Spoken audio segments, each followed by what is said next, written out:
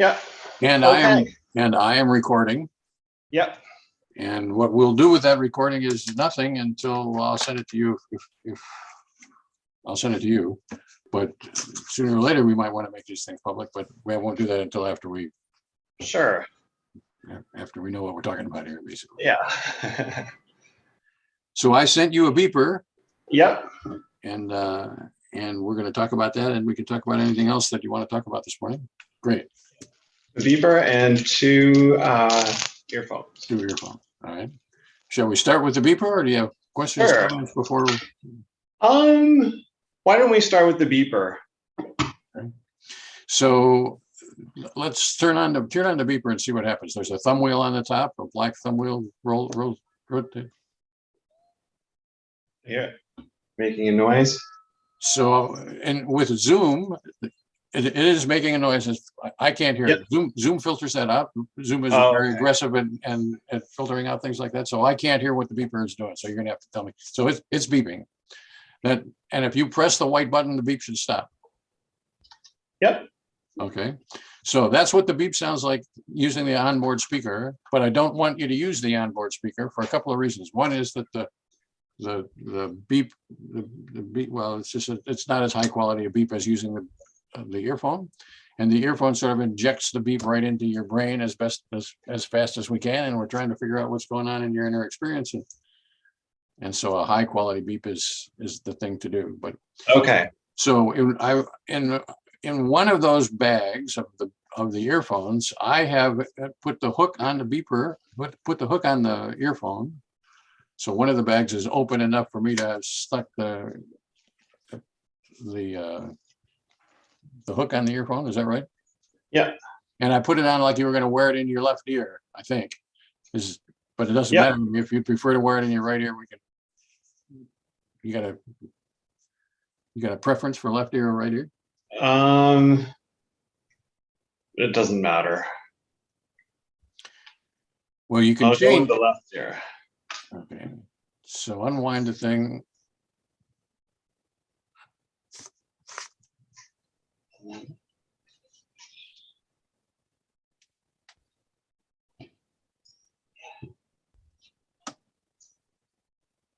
Okay. All right, and plug the other end into the beeper.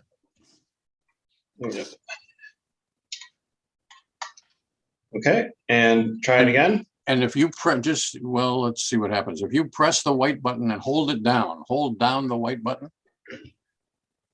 you should be hearing a beep, or maybe you turn it off. So turn the beeper back on again. Yeah. Oh, now I hear it. Yep, I definitely hear it. Okay, when you stop it, when you push the button, it'll stop the beep. Yeah. And now if you push the button and hold it down, it should have a square wave beep. Beep. Beep. Yes. That's the test mode. When you hold that white button down, that puts it into the test mode, which allows you to check the volume. That the thumb wheel there is a volume control, and what you want is the beep to be, so you can hold the button down and adjust and move the thumb wheel. Move the thumb wheel while you're holding the button down. Yeah. Oh, now it's going a lot. It's making a series of quicker tones, and I think I might have just turned it off. Oh no, it's making like a little melody. That's fine. The little melody tells me, if I were listening to the melody, it tells me what's inside the box, but you don't care about that. So now it should be just beeping. I pressed it again, and I'm holding it down. Now it's square wave beeping. Okay, now keep holding it down and adjust the volume control with your other hand.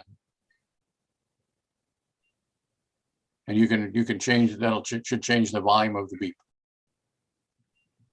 Oh yeah, yeah, yeah, oh yeah, it certainly does. Okay, so the object is to adjust the volume so that it's a comfortable volume for you in whatever environment you're in. If you're in a quiet place, you want the volume relatively soft. If you're in a noisy place, you want it louder. The object is for the beep to signal you but not to startle you so that you don't Yes. jump or whatever, and not so soft that you think, is that the beep? Is that the beep? Is that the beep? Oh, Yeah. that's the beep. So you want that middle ground there. I think I have a good middle ground. Okay. And so your task is when we're ready to beep, you put the earphone in, you turn the beeper on, you press the white button once, and then the beeper doesn't, and when you do that, the beeper decides when it's going to beep again. I don't decide, you don't decide, the beeper decides when it's going to beep again. I turn it on, I press the white button once. Yep. Okay. Or more than once. You can press it. You can always press the button and hold it down to adjust the volume again. You can do that whenever you want. Oh, okay. But as long as the beeper is on, it will beep. Eventually. Okay. And you can tell whether it's on by pushing down the white button. And if it beeps the square wave pattern, then you know, well, everything's fine. Okay. And it's just waiting to beep. And okay. So the thing beeps at random times, which might be a second from now, and it might be a minute from now, and it might be an hour from now. Shouldn't be longer than an hour. The thing is set to so that the longest interval is an hour. Okay. And the average is a half an hour. Okay. So your task when it comes time to beep is to put the earphone in, turn the thing on, and then go about your daily activities, doing whatever it is that you would be doing at that time. Okay. So you're going to go to the grocery store, go to the grocery store. If you're going to work on your book, work on your book. Do whatever it is that you wanted to do. Forget the beeper is there. And then when the beeper beeps, your task is to try to pay attention to what was going on with your experience just before the beep interrupted you. Yes. So I'm not interested particularly in your reaction to the beep. Oh, the beep startled me. Well, that'd be after the beep. I want to know what's going on just before, just at the very leading edge of the beep. So if this is time is marching on like this, and the thing beeps right here, and now the beep is on, and then you push the button and the beep stops. The moment that I'm interested in is the one that's right here, 1 microsecond just before the beep begins. Okay. Of course, we can't get 1 microsecond just before the beep begins, so that's a little bit of a lie, or a little bit of. But I understand you. Okay. I'll just let you continue. And what I mean by experience is what's before the footlights of your consciousness, so to speak.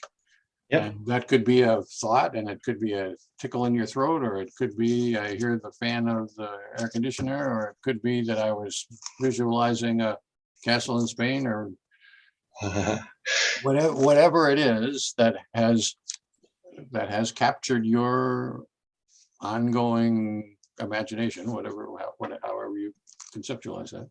And I don't want to be too specific about that because I don't know about your experience. I want us to try to get at your experience, whatever that is.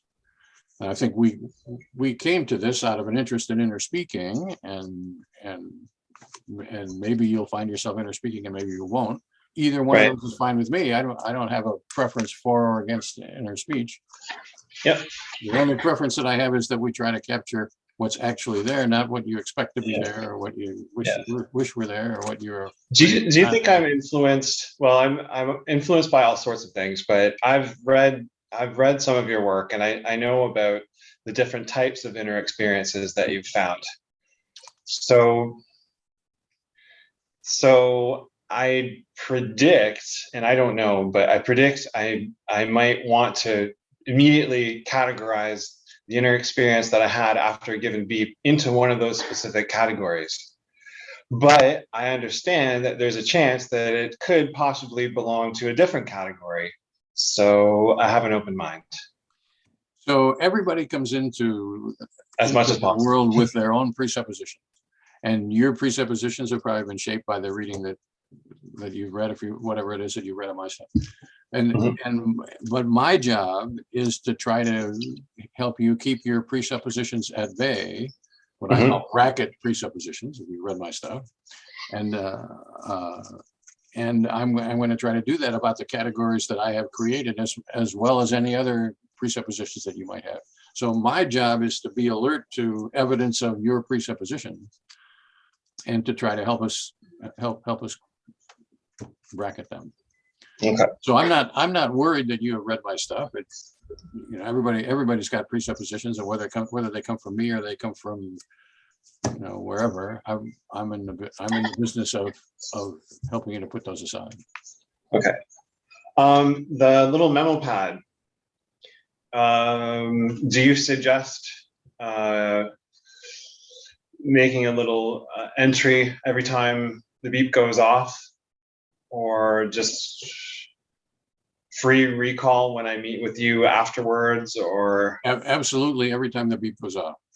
Okay. So the task while you're sampling. So you put the beeper on, and you're going to plan to wear it for maybe 3 or so hours to get a half a dozen beeps. And it's going to take, the thing makes up its mind how long it's going to take. So it might take as much as 6 hours. It might take as little as a couple hours, on the order of 3 hours. And so when it beeps, you're going to pay attention to what's going on in your inner experience then, and jot some notes down about it in that notebook, or in whatever other way is convenient for you. If you don't want to carry the notebook around, some people do it on their phone.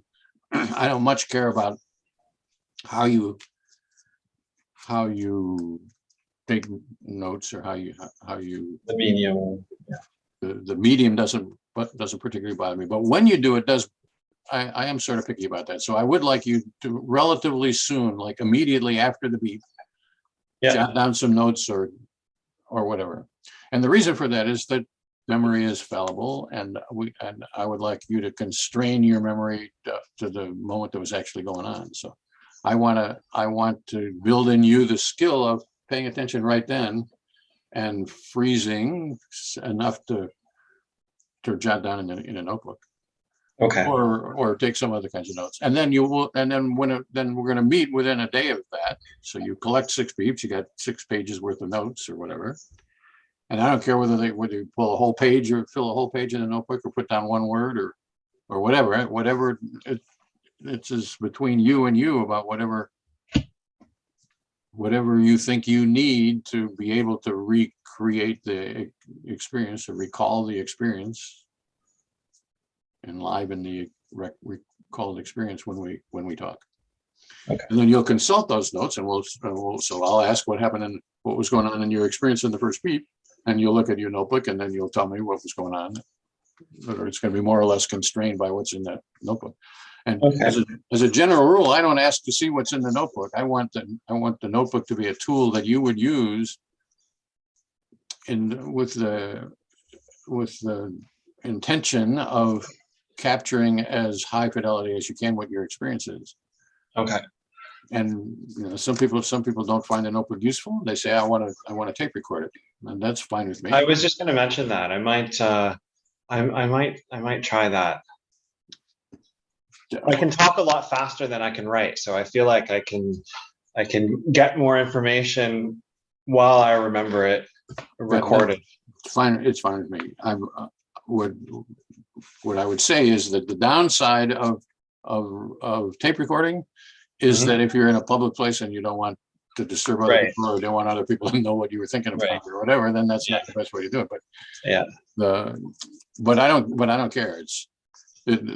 What I really only care about one thing. I care about high fidelity a glimpse into your experience as we can get, and the recording method, whether it be tape recording or note jotting or video recording or me following you around. Sometimes I follow people around and we talk about it right then. So there's a lot of different ways that we could do that. Mm-hmm. I don't really care, as long as as our joint goal is to get as high fidelity and honest, genuine a look into your experiences we can get. Okay. What I would say, what I found is that for most people, it doesn't much matter. You might think you need to record it, and that's fine, record it. But after a while, most people get to the place where they can record it, and they can tape record it, or they can write it down, or whatever. Okay. Can you remind me once more of the different intervals? Like when the beeper is on, there's, on average, it will go off within around No, just tell me about the beeping schedule. The beeping schedule, the beeps are uniformly distributed, which means the probability of it happening in any minute is the same as in any other minute. Okay. And the shortest minute is 0, and the largest minute is 1 hour. Okay. And so it's a uniform distribution where the likelihood of it happening in the 58th minute is the same as the likelihood of it happening in the 2nd minute, is the same as the likelihood of it's happening in the 43rd minute, etc. The average time between beeps is a half an hour. You integrate the normal the uniform distribution, and you get a mean of half an hour. But you're gonna take a relatively small sample out of that distribution, and so your distribution that the beeper actually decides for you might not look at all like what I just described. Okay. And then but it should never be longer than an hour. Okay. And it could be very, very soon. So your task when the beeper beeps is to freeze what's going on in your inner experience, or attend to what's going on in your inner experience, and then push the button to stop the beep, and then jot down some notes about it. And it could be that while you're jotting down some notes about it, you'll get another beep. And I would recommend that you just ignore that. If you get a beep while you're responding to the previous beep. I got one right now. Yeah, I would say. So now I press the button, and then that just shuts it off, right. And then it's re-engaged, and I don't have to do anything, and it'll beep again on its own. Right. Okay. I'm just going to take it off. And then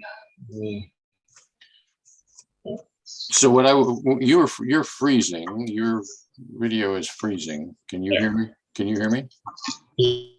Yeah, you froze for a moment there too. I can see if I can.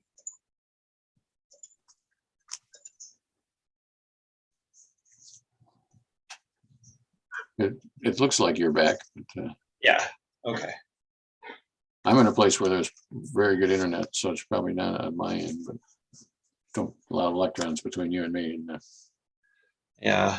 The internet here is usually pretty good, but sometimes, yeah. Okay. So what I was saying was that if you get a beep while you're responding to a previous beep, forget about that. As a general rule, I think that's just too complicated to grab your inner experience while you're trying to grab a different inner experience. Let's go one at a time, at least at the outset. Yeah. And I would also say I don't expect you to be very good at this at the beginning. Nobody is on the first sampling day or two, and sure. And that's just the way it is. It's not because you're recalcitrant or whatever. It's just it takes a while. So it takes a while to get used to the beep and recognize that this is what's supposed to happen at the moment of the beep, and for you to hear the kinds of questions that I ask, and for me to hear the kind of answers that you give, because it's a calibration on both ends. You have to hear from me what I'm going to ask you. I have to hear from you what you're going to say, so that I can figure out what I'm going to ask you. And it takes us a while to work that out. But the goal is simple. I'm going to ask you what's in your experience at the moment of the beep, and then I'm going to try to help you tell me about that, and you're going to try to tell me what I should be asking if I'm not asking the right thing or whatever, and so that we can communicate in a way that does honor to your inner experience and does honor to my grasp of the English language or whatever. And, your time, your studies. What I was going to ask is, so I should contact you after 6 beeps where I've recorded, where I've taken a note of my inner experience. So I think let's do it the other way around, because I think that way is fraught. So I would say let's decide when we're going to meet again. Okay. And put that on the calendar, and then the day before that or that day, either one, then you wear the beeper. Okay. So let's say we decide we're going to meet next Tuesday. Then you at this time, and you could wear the beeper during the day on Tuesday. It's evening for you, right? It's 5 o'clock-ish or something like that. Yeah. Wherever you are. It's 6 hours ahead of you, or no, I believe 9 hours. 9 hours. Yeah. It's 8 o'clock in the morning, 8:30 in the morning there. Yes. Oh, yes. I meant to say good morning and thanks for meeting with me No, when it's that time there. no problem. So if let's say we decide that we're going to meet a week from today at this time, Okay. then I would want you to wear the beeper either on Monday or Tuesday of next week and get 6 beeps, and we'll talk about those beeps. Okay. So there might be a time when we would want to have you wear the beeper and then contact me immediately thereafter. But the problem with that is that maybe I'm not available, or maybe the electrons don't work between here and there or whatever. It's just usually easier to pick the time of the interview and then work backwards from that. Okay. Okay. But I want to be talking about samples that you have collected within, I generally say within 24 hours of the interview. But what I really mean by that is, I think as a general rule, you can sleep on a beep once, but you can't sleep on it twice. Okay. So there's something about the second night of sleep that for most people causes them to lose more details about what was going on in that experience. So if we're meeting next Tuesday at 5 o'clock, you could wear it on Tuesday during the day or on Monday during the day, and I don't really care what time. It doesn't have to be Monday night. So it could be Monday during the day or whatever, but one night of sleep, Monday night's worth of sleep, and then. Okay. But I'm also open. That's a sort of a general rule. Some people find that they just can't remember a beep that long, and so we'll shorten that interval. I have followed people around. Seriously, I go to their house and I sit in their house, and when it beeps, then we talk about it. And that's the hard way. But if you've got a memory issue or disturbance issue or whatever, I think I should be all right. Yeah. Yeah, I think I should be ready to go. There's one thing that that I think could be important to mention. I don't want to throw myself under the bus with this. I think it's okay. I am not in the usual psychological state that I normally find myself in. I just finished chemotherapy, so my outlook looks really good. I should be all right, and I'm doing a lot better. I don't feel the side effects as much, and also I've had a death in the family last week. So it's a bit of a heavy time for me, but I wouldn't want to do the study unless I thought I was okay to do the study. So I just thought I'd mention that. So I appreciate you mentioning it. I hope the chemotherapy did what it was supposed to do, and I'm sorry about the death. And we can put this off. Or so it might be more interesting or less interesting to do it at this time, and I'm going to follow your lead about that. Sure. Yeah, I think it should be all right, and it's something that I've been looking forward to. So I have a really positive attitude about doing it. So I think it should be okay.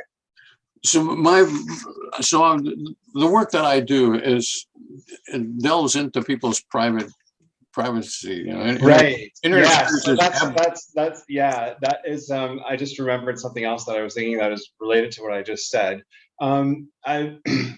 If I'm uncomfortable with discussing the content of my experience at the moment just prior to the beep, can I skip? I'm assuming it's okay to skip to a next beep. Yes. And in that situation, I would prefer that you say, I got a beep, it's none of your business. And I want to talk about another beep. I've got things that's none of your business. I presume you've got things that are none of my business. And I totally respect that. I'm Sure. Okay. I'm not interested in prying into things that you're trying to keep secret or whatever. Okay. What I would say is that rarely happens, but you know, the beep is random, and I don't get a chance to choose. And I guess I got a couple of things to say about it. One is the whole process, from my point of view, is always a decision one step at a time. So we're going to decide maybe today at the end of this work that, yeah, we're going to do it. But after we do it one time, we might decide, well, that was a mistake. I didn't want to do that. I don't want to do that again, or I don't have time to do it again, or whatever. So we're not going to contract for anything, actually. Even if we say today, I agree to do it, and then something happens in your life and you say, well, geez, I just can't do it. Well, then that's what you should say. So the point that I'm trying to make here is I recognize that I'm going to be asking about your things that are absolutely private. Your inner experience is your inner experience. Nobody else in the world has your inner experience. Nobody else gets a chance to see your inner experience unless you want to tell them about it. So I'm recognizing that I'm traveling in your turf or whatever, and so I want you to A, feel like you've got total control over what's happening, and B, actually have total control over what's happening. So I don't want you to feel coerced or obligated, or you have to do me a favor or whatever. And I should feel the same way about you, because I'm involved in this, asking about it. And so if either one of us, for whatever reason, says, I don't want to do this anymore, then we should say, I don't want to do this anymore. And yeah, and I'm recording this, and I generally record everything. And if tomorrow when you wake up you say, oh my God, this is what I said, I didn't want to, I'll erase the video. And we talked about putting the video on the web, and I'll ask you whether that's okay with you before I do that. Then we'll have a conversation about it, and then I'll say, well, my general procedure is think about it for a while, and then we'll get back to it. So I'm going to protect your privacy. I'm going to give you the right to protect your own privacy. And I mean that totally, genuinely, forthrightly. Yep. This is everything that we do is your property. Yep. Much appreciated. Yeah. It's a good thing to know. And you know, it might be interesting, informative for you to be sampling coming off of chemotherapy, and it might be a burden, and it might be an enlightenment that needs the burden. And I'm not saying one way or the other about that. I would say that, you know, the truth will set you free, and that's probably true for most people most of the time, but it doesn't necessarily mean it's true for you today. And so you own everything that we do. Okay. As far as I'm concerned. So the next thing, do you want to set a time to Zoom again after the first session of beeps?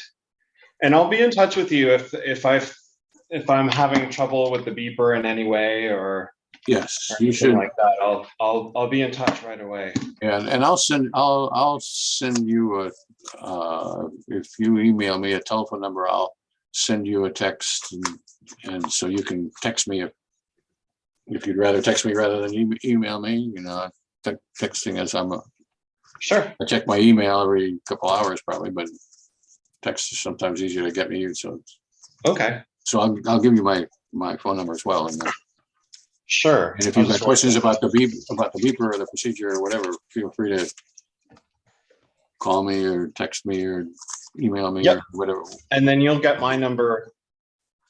Well, I can give you my number, but if I have yours and I'll probably text you before you would text me. So then you would get my number that way. If you email me your number, I don't want to. We're going to record this, and maybe we'll post it on the web. Or probably sure. Your telephone number on the web. So if you email me your number, then I'll text you back, and then we'll have made a connection there, and then you can contact me that way if that's convenient. Okay. So the object is we're going to do it your way. I would say tempered by I've got quite a bit of experience doing it, but I don't have any experience at all doing it with you. Right. And so it could very well be that what I generally do doesn't work for you for whatever reason. The left ear doesn't work, and so we should do it in the right ear. Or the beeper doesn't work, and we should do it some other way. And I'll try to tailor that to whatever works for you. So I had a guy, like one of my books I've written about, a potter, a guy who worked on clay and at the wheel or whatever, and pushing the button on the beeper was a little bit of a hassle, and writing things down. So I had to rig up a deal where he could do that with his feet. And so I'm happy to try to do that if that's whatever is required. We'll see how it goes. Okay. So there's one more thing that you should know about the beeper, and that is that if the beeper beeps and you don't push the button because you've set it down on your desk or whatever and walked away from it or whatever, then it'll beep for about a minute or a couple of minutes or something, and then it'll stop beeping to save its battery. So the thing doesn't use much battery except when it's beeping, and when it's beeping, it uses battery. So if that happens, so it beeps, you don't press the button, it stops beeping, it goes into what I call the chirp mode. Okay. The chirp mode, it'll emit a little thing called a chirp, and then 15 or 30 seconds later, I forget what I did, it'll chirp again, and then after a little bit, it'll chirp again. And if that happens, what that means is, well, it beeped and I didn't press the button. So turn it off and turn it back on again, and you're back in. Just start again. Okay. Yeah. So what generally people hear that is in the middle of the night, they're taking the beeper off and they forgot to turn it off or whatever, and then they go to sleep, and in the middle of the night they hear this chirp and wonder what the heck is that. It sounds more or less like a smoke alarm. I don't know, smoke alarm when the battery goes low or whatever. Sometimes chirps. It's the same, sort of the same deal, but softer. And but if that happens, just turn the beeper off and then turn it back on again. Yep. Okay, I made a little note of that. And don't try to respond to that as if it were a beep. So Right. that would be tough.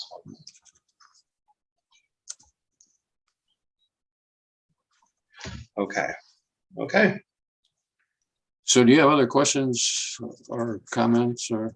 No, I think I should be ready to go. But should we schedule a time now? We should schedule a time. Okay.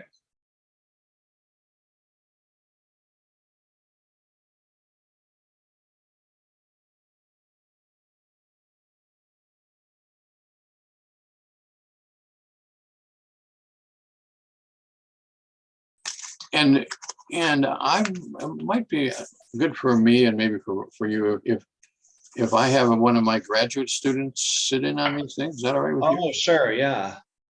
That I use, it's training for them and share some of the work involved for me.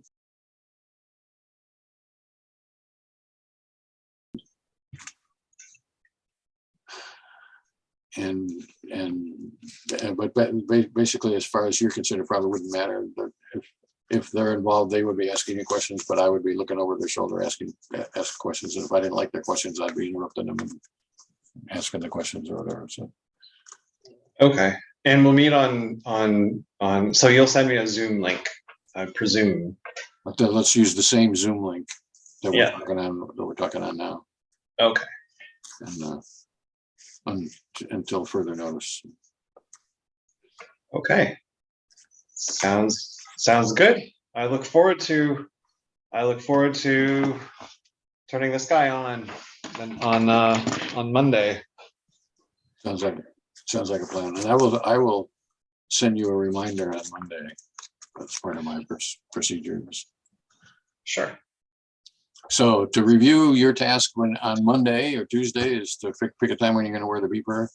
And it doesn't really matter to me if you wear the beeper for a while and then take it off and then go back and wear the beeper again. That doesn't really matter.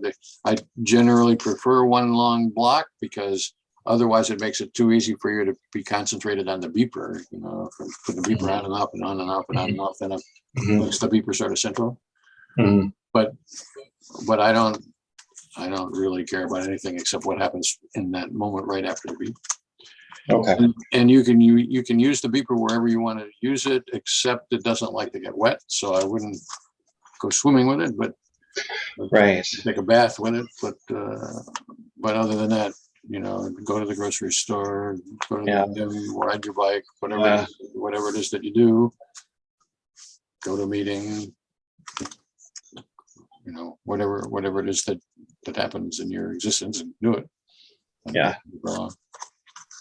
Yeah, I think it might also not be a good idea to take. I wouldn't want to take it camping because it could rain. My clothes could get wet. I could fall in some snow.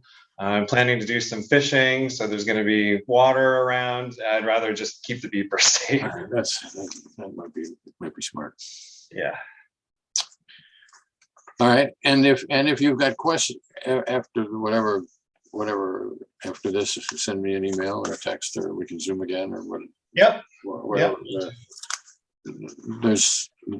I'm not a believer in protocols. I don't think protocols are useful, actually, and so what I think is important is that we have some kind of a joint intention to try to get as good as we can get at grasping your inner experience, and we'll do whatever we have to do that. If you require that I stand on my head in the corner, well, we have our interviews. If that seems to work, then that's what I would do. Much appreciated. But I'm just looking forward to it, and I wanted to say thanks again for having me as a participant. I was quite pleased to get that email from you suggesting to do that. So, well, I'm glad you took me up on it. So I'm looking forward to it. Hope the chemotherapy is good and the family situation or whatever does what it has to do. Thanks very much. All right. Anything else we should do today? I think that should be good. I'll let you know if anything comes up in the meantime. Okay, fair enough. So you're gonna email me your telephone number, and I will text you back.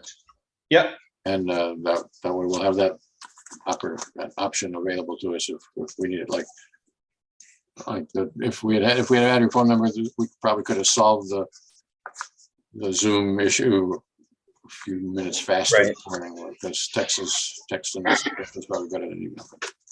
Right. Okay. All right. I'm looking forward to it. I will see you next Tuesday, if not before. Yeah. Okay. Have a good day. Thanks again. Thanks. See you. All right. Take care. Bye. Bye-bye.